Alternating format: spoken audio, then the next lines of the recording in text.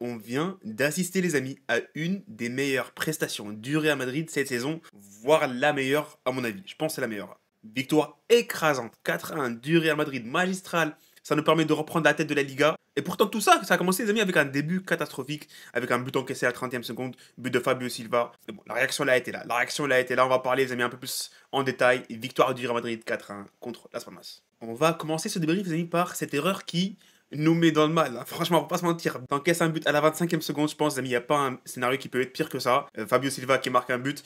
Franchement, le but, il est compliqué. Le but est compliqué parce que ça aurait pu être évitable, franchement, la vérité. On aurait pu éviter ce genre de but. Surtout, hein, la manière, la façon dont Molero est passé entre quatre joueurs du Real Madrid pour donner sur le côté droit pour Sandro. Et Sandro qui va en fait ensuite renverser pour Fabio Silva, qui est tout simplement tout seul. Il est avec lui au marquage Lucas Vasquez, mais Lucas Vasquez, il avait l'air, je sais pas, déconnecté. On aurait vraiment dit que sa manette était déconnectée sur le but. Il y a zéro réaction, il y a zéro connaissance de son environnement autour de lui. Il est debout, les amis, il est passif, franchement, passivité totale. Il regarde le match avec nous, zéro réaction.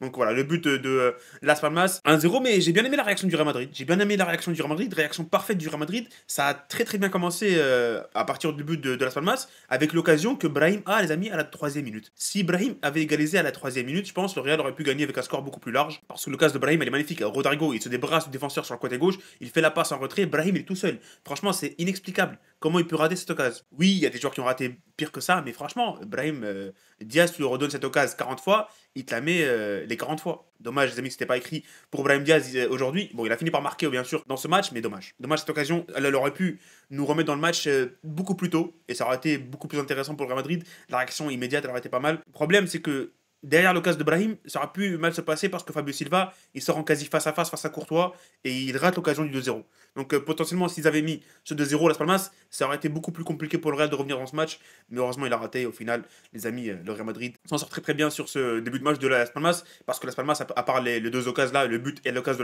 de Fabio Silva, ils n'ont pas été, enfin, ils ont pas joué. Le Real Madrid a complètement déjoué les amis cette équipe de Las Palmas. Et voilà, c'est pour ça que la victoire est méritée au final. J'aimerais aussi parler, les amis, de la masterclass offensive du Real Madrid. Rodrigo Mbappé, quel duo. Je sais pas si c'est parce que Vinicius il est pas là, mais quel réveil. Bien sûr, Ibrahim Diaz et Bellingham vu que, mais Rodrigo, les amis, et Mbappé, c'est les deux qui se distinguent de ce match. C'est les deux qui sautent aux yeux. Bon, bien sûr, Mbappé, il a eu ce trophée de homme du match et tout dans ce match, mais je pense Rodrigo, les amis, il mérite aussi, hein. Il mérite aussi. Le match de Rodrigo, un but, une passe décisive, il obtient un penalty, il fait la passe pour le but de Mbappé, ça a été refusé pour hors-jeu. C'est juste un match sensationnel de Rodrigo. Incroyable. Sur ce côté gauche, les amis, il a fait danser Suarez, de l'arrière droit de Las Palmas. Il a fait tout ce qu'il a voulu faire aujourd'hui dans ce match. Rodrigo, Goes, masterclass. Heureusement qu'il est récompensé par son but d'ailleurs en deuxième mi-temps parce que franchement, s'il sort de ce match sans marquer, Rodrigo, c'est honteux. Et ça fait plaisir pour Rodrigo parce qu'il a été remplaçant contre Celta Vigo, il n'a pas joué. Et contre le Barça, il n'était pas top, même si c'était un des meilleurs joueurs. Bon, meilleurs joueurs entre parenthèses, ils ont tous été horribles contre le Barça. Mais Rodrigo, ça fait plaisir de le revoir marquer.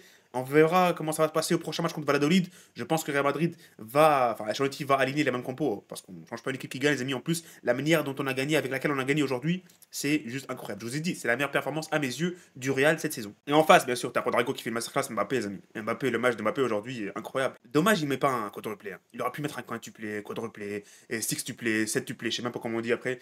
Mais franchement, les amis, il aurait pu faire un match statement, un match référence, même si le match il est incroyable. Mais au final, il sort qu'avec 2 buts. Il finit le match qu'avec 2 buts, un penalty et bon, le deuxième but, enfin le deuxième but de Mbappé il est magnifique, hein, mais bon, il aurait pu vraiment sortir avec un quintuplé aujourd'hui, un peu à la CR7. C'est un homme transformé en vrai, hein. J'espère que ça va continuer, hein. J'espère ne pas lui porter l'œil, j'espère que ça va continuer parce que franchement c'est un joueur transformé. Je sais pas ce qui s'est passé après le match de Bilbao, après le penalty raté, mais c'est un joueur transformé. Je vous ai dit moi, quand il est bon je dis qu'il est bon, quand il est mauvais je dis qu'il est mauvais. Mais là sur les 4-5 derniers matchs, il est bon, très très bon même.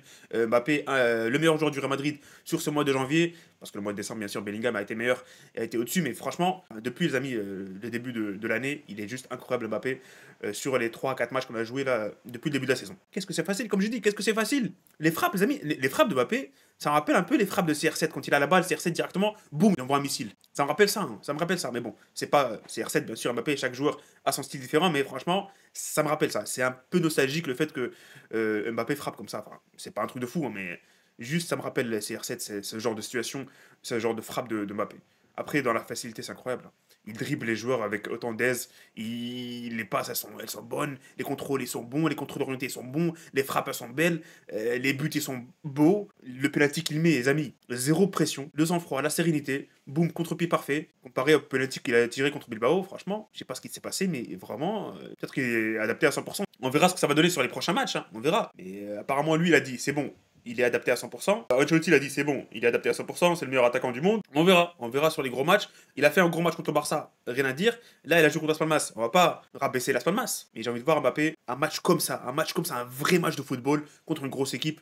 Bon, les matchs de Champions League qu'on a cette semaine, c'est pas des équipes de fou, hein. On a Salzbourg et Brest, mais quand même, je veux une grosse prestation. Et pourquoi pas lors des huitièmes de finale ou les barrages de Champions League, ça va dépendre de comment on va se qualifier. Mais il y a aussi un match de l'Atlético, hein. Il y a le match de l'Atlético Madrid qui arrive à grands pas, les amis. Enfin, dans 2 journées de Liga, on pourra voir si Mbappé, les amis, fera une masterclass contre l'Atlético Madrid. En tous les cas, il lui faut un match statement. Bon, aujourd'hui, c'est pas loin du statement pour moi, le match référence de Mbappé, parce que au final, il met que 2 buts. Il a déjà mis 2 buts contre le Betis et un sur penalty en plus. Même si son match dans le jeu, il est incroyable, je pense qu'il lui faut un match avec un triplé comme ça. Je suis là, I am here. Bien sûr, il a raté son début de saison. Bien sûr, il a raté la première moitié de la saison, mais franchement, s'il nous fait un gros match contre l'Atlético, il nous permet de gagner et potentiellement partir avec 5 points d'écart par rapport à l'Atlético. Mbappé, il aura gagné, je pense, 99% des cœurs des supporters du Real Madrid. On verra ce que ça va donner en tout cas. C'est dans 2-3 semaines le match de l'Atlético Madrid, c'est pas encore maintenant. Et d'ici là, les amis, il aura Salzbourg, il aura Valladolid. Donc voilà pour Mbappé, les amis. Voilà, on espère que ça va continuer, hein. Et comme j'ai dit, il aurait pu mettre un quintuplé aujourd'hui, c'est dommage. Et pourtant, il a joué tout le match. Il a joué tout le match. Il a pas été remplacé, je crois. Ouais, il a pas été remplacé. Je dis pas que ces occasions, si c'était un autre joueur, il aurait pu les mettre, comme en début de saison. Mais là, franchement, les occasions, il a fait ce qu'il avait à faire. Si SN, il était dans un grand jour en plus. Si SN n'était pas là aujourd'hui, je pense, Mbappé, il termine avec un quintuplé. Et le Real termine avec un score très très large, genre un 8-1, un 9-1, on sait pas. Mais voilà, si SN a sauvé Las Palmas à plusieurs reprises et a empêché Mbappé, et surtout la VAR, hein. Surtout la VAR, les amis. La VAR a empêché le Real Madrid de gagner ce match avec un score ultra large. C'est dommage. Le troisième meilleur joueur sur ce terrain, sur ce match Real Madrid-Las Palmas, c'était Ceballos. Ceballos, incroyable. Incroyable aujourd'hui. C'est son meilleur match depuis qu'il est au Real Madrid. Et je suis presque sûr que c'est son meilleur match de sa carrière. Je sais pas si avec le Real Betis, il était si bon. J'ai pas vraiment regardé Ceballos quand il était au Betis. Mais quel match. Il manque un petit but en fait. Après, comme j'ai dit pendant le live, je joue pas à milieu offensif aujourd'hui, hein, mais quel match. Quel match. Il était partout. Partout, les amis. Je sais pas combien d'interceptions, je sais pas combien de récupérations il a fait, mais il était littéralement partout. Il a fait un match incroyable, Dani Ceballos aujourd'hui. Il est en train de confirmer lui aussi, hein. Bon, c'est pas toujours des performances comme celle-ci, comme celle qu'il a fait aujourd'hui, parce que sinon, c'est pour moi top 5 milieu du monde. Mais quel match, hein. S'il continue comme ça, les amis, et moi je le dégage pas, hein. Je le dégage pas. Bon, tout à l'heure, ils ont fait une interview avec lui. Il a dit qu'il va rester jusqu'à la fin de la saison. Ça, on s'en doute pas, les amis, mais bon, il faut qu'il continue. Enfin, surtout si il enchaîne les matchs comme ça. Quelle masterclass.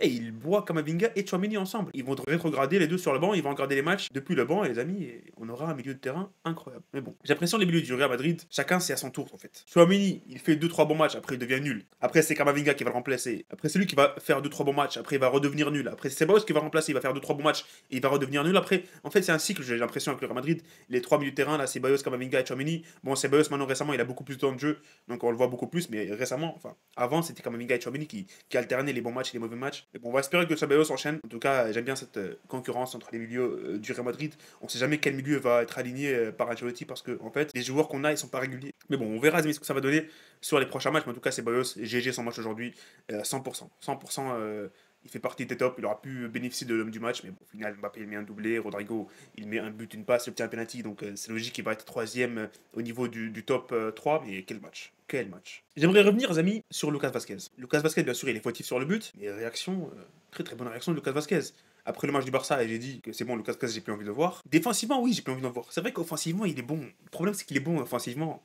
Il aide beaucoup le Real Madrid. Il est très très bon offensivement. Mais c'est ça en fait. Quand tu es contre une petite équipe, j'ai l'impression, il fait le travail contre ce genre d'équipe, Las Palmas, je sais pas, Retafe et tout. Mais quand ça tombe contre une grosse équipe, il galère de fou. En fait, il doit pas jouer contre des équipes qui ont la balle. Quand le Real a la balle, Lucas Vazquez doit jouer. Mais quand on n'a pas la balle contre le Barça, par exemple, il faut qu'il reste sur le banc et très très loin du terrain. Et aujourd'hui, le match qu'il nous fait, les amis, à part la première erreur à la 30e seconde, il fait un match incroyable. Il fait la passe décisive en plus pour Brahim Diaz. Il n'a pas été égoïste. Bon, après tout, Brahim Diaz était à 1 mètre du goal, donc c'était logique qu'il lui donne. Mais en renard des surfaces, hein. La frappe de Mbappé, elle est arrêtée par CSN et c'est lui qui va aller chercher le rebond et faire la passe. C'est pas anodin.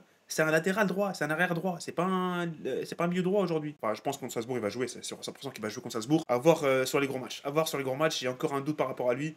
Lucas Vasquez. Et comme je vous dis, défensivement, je suis pas serein, surtout contre les grosses équipes. Contre les petites équipes, ça peut faire l'affaire, ça peut faire le job. Aujourd'hui, surtout contre Las Palmas, il est fautif sur le but, mais derrière, avait pas mal de temps en plus pour revenir dans le match. Donc c'était faisable, mais imaginez les amis, si c'était le Barça qui avait marqué la 30e seconde, ça aurait pu être compliqué pour Lucas Vasquez la journée, enfin l'après-midi, si ça avait été le Barça en face ou une équipe du style Barça, Liverpool, je sais pas moi, une équipe qui a le ballon quoi. Bon, à part Lucas Vasquez qui se trompe sur le but, les amis, j'ai deux regrets par rapport à ce match. Bien sûr, le premier, c'est qu'on n'a pas exterminé cette équipe de Las Palmas. Au final, il n'y a que 4-1, pourtant on a eu 40 000 occasions. Ça, c'est mon regret par rapport à ce match. Mon premier regret. Mon deuxième regret, c'est Ancelotti qui fait les changements super tard. Tu gagnes 4-1. Et en plus, t'es à 11 contre 10 à partir de la 64e minute de jeu. Et tu fais pas rentrer Hendrik qui vient de mettre un doublé pour te sauver contre Celta Vigo. Et tu fais pas rentrer Arda Güler qui lui aussi vient de mettre deux passes décisives pour te sauver contre Celta Vigo. Explique. En plus, à des matchs de Champions League, t'aurais pu. Bien sûr, je sais qu'au fond, il veut laisser Mbappé pour qu'il mette un triplé. Comme ça, Mbappé, comme quoi il est là, c'est bon à 100%. Mais Hendrik, Arda Güler, ils auraient dû rentrer. Et en plus, sur le banc, il y a personne. Modric est suspendu. Vinicius, il est suspendu. Alaba qui est blessé, il est rentré au final. Alaba, hommage à Alaba, bien sûr, ça fait plaisir, les amis et tout. Mais Hendrik et Arda Güler, ils auraient dû rentrer beaucoup plus tôt. Je sais pas pourquoi attendre jusqu'à la 76e pour Arda Güler et jusqu'à la 83e pour Hendrik. Je trouve ça un peu choquant, la vérité, surtout pour l'entrée de Hendrik, 83e, pour un joueur qui vient de sauver en Coupe du Roi. Au final, les amis, il est rentré. Bon, il n'a pas eu beaucoup de temps à proposer quoi que ce soit à Hendrik. Il a une passe de Mbappé, il a tenté une talonnade, mais au final, ça n'a pas apporté grand chose. Mais je pense qu'Ancelotti a été fautif sur ça. Il aurait pu faire rentrer beaucoup plus tôt, vers la 65e, juste après le carton rouge, en fait. Ça aurait été parfait de faire rentrer Hendrik et Arda Güler. Et à la bas, il aurait pu le rentrer vers la 30e, vers la 83e. Ça aurait été pas mal. Donc, ça, c'est mon seul regret par rapport à ce match, avec le but bien sûr encaissé. Victoire du Real Madrid qui nous ramène au sommet. Ça nous ramène au sommet de la Liga, à 2 points d'écart de l'Atlético Madrid, à 7 points d'écart du Barça, les amis, et de l'Athletic Bilbao, les deux troisièmes de Liga. Donc ça fait plaisir de voir le Barça galérer, je vais pas vous mentir, mais comme j'ai dit pendant le live de Bilbao, c'est à Vigo les amis, moi je m'en fous que ce soit le Barça, c'est à Vigo. L'Atlético Madrid, Mallorca en troisième place, deuxième place, tant que le Real Madrid est premier, je m'en fous complètement. Je m'en fous, le Barça se qualifie Europa League, Conference League, je m'en fous. Tant que le Real est premier, le Real est leader de Liga, je suis satisfait. Que le Barça se fasse éliminer, je m'en fous. Pour moi, le Real doit être au-dessus, les amis. Et le Real est au-dessus aujourd'hui. Et ça fait plaisir. Ah, maintenant, les amis, il reste quoi? Il nous reste un match contre Valladolid, je pense. On va gagner tranquillement. Valladolid, c'est une des pires équipes de Liga cette saison. Je vois pas comment on pourrait perdre ce match-là. Même si je crois qu'on joue à l'extérieur. Peut-être pas, je sais pas en tout cas. À confirmer si on joue à l'extérieur ou à domicile. Mais en tout cas, il n'y a pas droit à l'erreur contre Valladolid. Une des pires équipes de Liga, je suis désolé. Tu dois mettre un 7-0, 8-0, 6-0. Je vous rappelle, le Barça a mis 7-0 contre Valladolid. Donc, je vois pas pourquoi le Real Madrid ne serait pas capable de faire ça. Avec un Rodrigo qui est en feu sur son côté gauche, vu que Vinicius sera encore absent. Et Mbappé qui a l'air inarrêtable, littéralement inarrêtable. Minimum Manita contre Valladolid, je veux rien comprendre. Bien sûr, il y a le match de Champions League.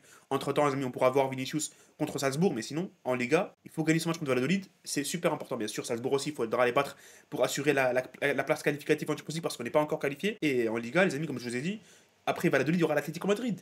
Et comme je vous ai dit, potentiellement, on pourra passer à 5 points d'écart. On sera à Bernabeu, on sera à la maison, on sera devant nos supporters. Vinicius sera de retour, Mbappé est encore en forme, Rodrigo peut aider, Brahim Diaz peut aider, Bellingham, il nous sortira un gros match, je n'en doute pas les amis. Et voilà, le Real Madrid, les amis, est sur une belle lancée. Ça fait 5 matchs consécutifs sans défaite en Liga, 4 victoires, 1 nul contre le Rayo Vallecano. Il faut continuer sur cette série. Il faut profiter du coup des faux pas de l'Atlético Madrid et du Barça ce week-end et enchaîner les victoires. J'ai dit tout ce que j'avais à dire, les amis, sur le cœur. Franchement, je sais pas si j'ai oublié quelque chose. Dans les commentaires, les amis, je vous invite à mettre ce que vous avez pensé de ce match. On se retrouve très très bientôt. De toute façon, le Real joue dans 3 jours. Donc, à bientôt, les amis. Salut, profitez des vôtres.